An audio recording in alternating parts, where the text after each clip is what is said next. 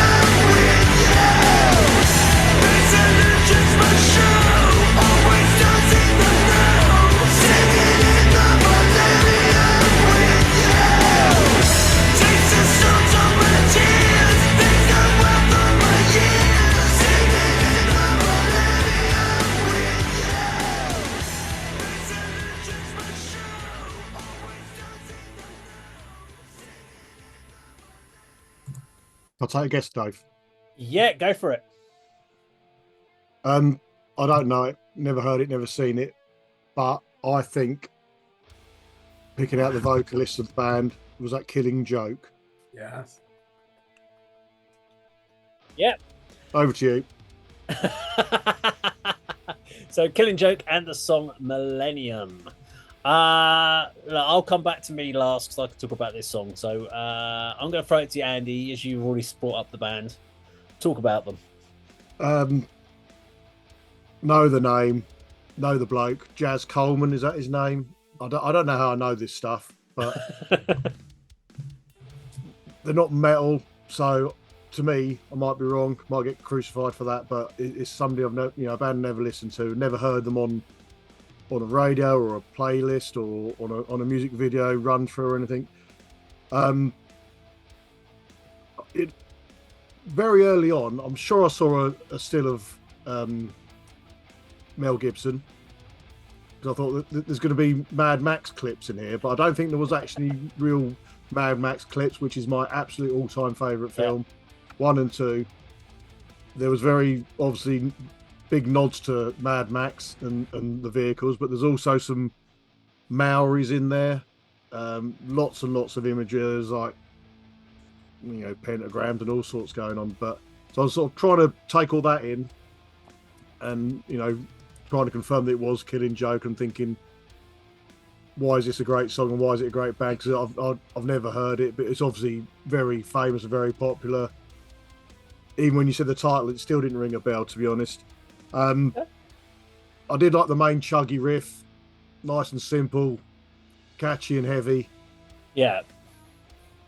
Musically, that's the only positive I can get out of it. I did like the look of the video. Obviously, the Mad Max references obviously appeals to me. The other imagery was good as well. The very quick interchange between the shots of different things, performance and random images and everything. But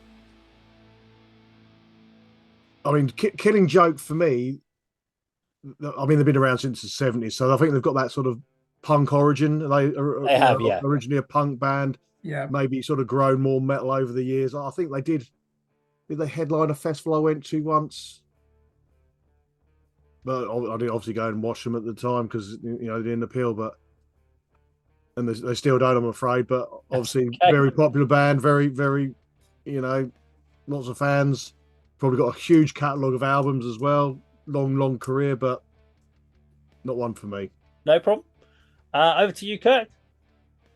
Huge fan of this band. They're one of the bands that I discovered on my own as well. So they didn't come recommended. I just remember seeing the 1984 album Fire Dancers for £3 in a shop and just thought, oh, okay, I know that they were once in a legal dispute with Nirvana over that song 80s that Come As You Are rips it off. Put it on, I'd never had anything like it, and I didn't like it when I first heard it. I was only 18. This band, they're probably the most influential non-metal band on the genre of metal. Their origins are punk, Andy. So they do this self-titled album in 1980, which really is the last great punk album of that era. And they've already started bringing in industrial elements before industrial music even existed. Let me just give you a list of legendary bands that cite Killing Joke as a big influence on their music. Napalm Death, Godflesh, Nirvana, Voivod, Soundgarden. We're talking like a who's who of innovative artists. Ministry. Now that song is from 1994, Millennium, isn't it? That's the heaviest album. They clearly went in a Ministry type direction, didn't they? I actually like the mid-80s stuff when they turned into a goth band, and they almost sounded like a cross between the Smiths and Bauhaus, which was a big departure from the proto-metal origins. So there've been so many things to different people, and they keep reinventing the sound. And this was a tremendous success, Dave, wasn't it? In 1994, to come out and do an album like this and just say, hey, we're just going to go even heavier, was a great statement to make. And Sepultura, I think, covered this song later on. The song itself, Jazz Coleman's vocals in the chorus. Now, this guy can actually sing. He just very rarely does it in the 90s on any of their material. I think this is one of the finest albums in the collection. But for me, I like the comeback album they did in 2003. I remember buying that in Manchester HMV and being blown away by it.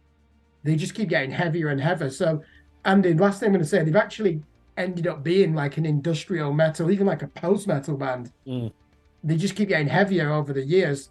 So phenomenal what they've achieved. These are the ultimate artists who their record sales are down here, and the number of bands that they've influenced are up here. That's what their legacy is. And no justice. The thing is what I think about Killing Joke is it's one of those bands where you have to decide which album to go for based on your personal kind of tastes. Because if you pick the wrong album, you're not going to get into the band.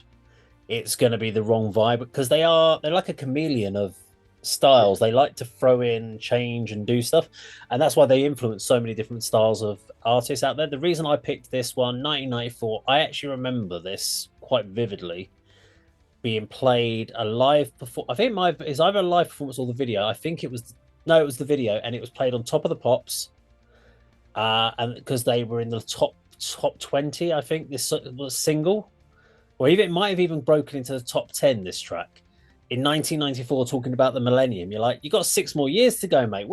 Yeah. But I actually remember the next day going into HMV and going and buying the CD single.